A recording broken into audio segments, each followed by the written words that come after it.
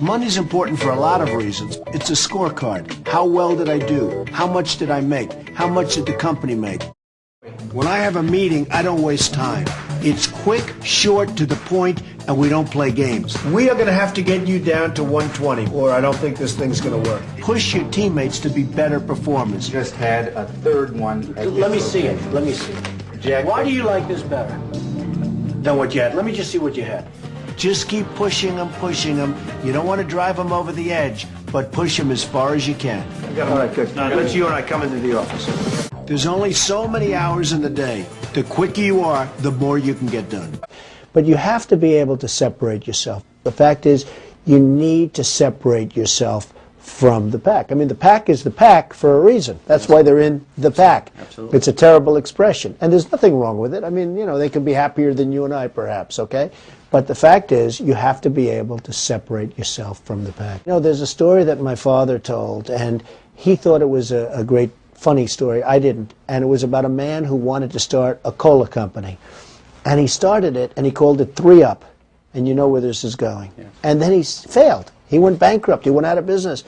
He said, I'm not giving up. And he called it 4-Up. And then he called it 5-Up. And then he failed again, and he called it 6-Up.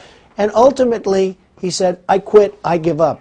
And you know what? If he wouldn't have quit, he would have had 7-Up. Sometimes you have fear of things, and there's nothing wrong with having it, but try not to show it. When you keep getting rejected, when you keep hearing the no, you have to learn that there's a reason for no. What is it? Now, why are they saying no to me? Why is it that they keep saying no? You have to figure it out, because you know what? If they say no and no and no, and you keep saying no, maybe you're doing something wrong. You have to learn how to take that no and change it into a yes. So oftentimes, it's those no's that can make a life a lot better than those yeses. There are a lot of bad people out there. And you really have to go, if you have a problem with someone, you have to go after them. And it's not necessarily to teach that person a lesson. It's to teach all of the people that are watching a lesson, that you don't take crap. And if you take crap, you're just not going to do well. So be smart, be sharp. It's all about this. You have to have this to start off with. But you can't take a lot of nonsense from people. You have to go after them. I've always believed it.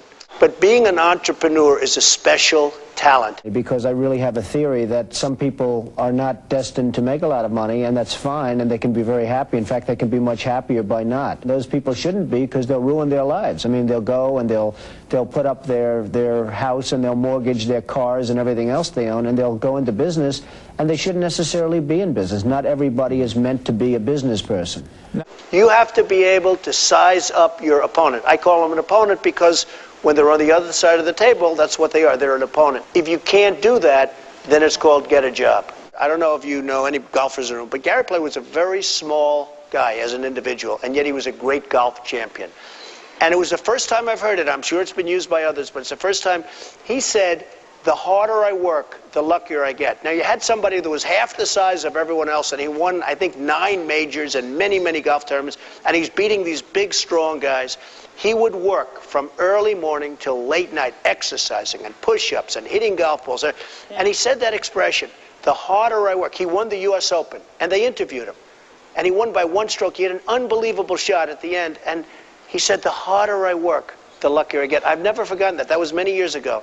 And it's true. The harder you work. I could give you so many anecdotes. I could give you so much on that. So many times where I worked hard, worked really hard, I ended up so-called getting lucky. Now, there is a thing called luck. Some people, for whatever reason, are luckier than others. The harder I work, the luckier I get. I hear so many times, oh, I want my people to be smarter than I am. It's a lot of crap. You want to be smarter than your people if possible.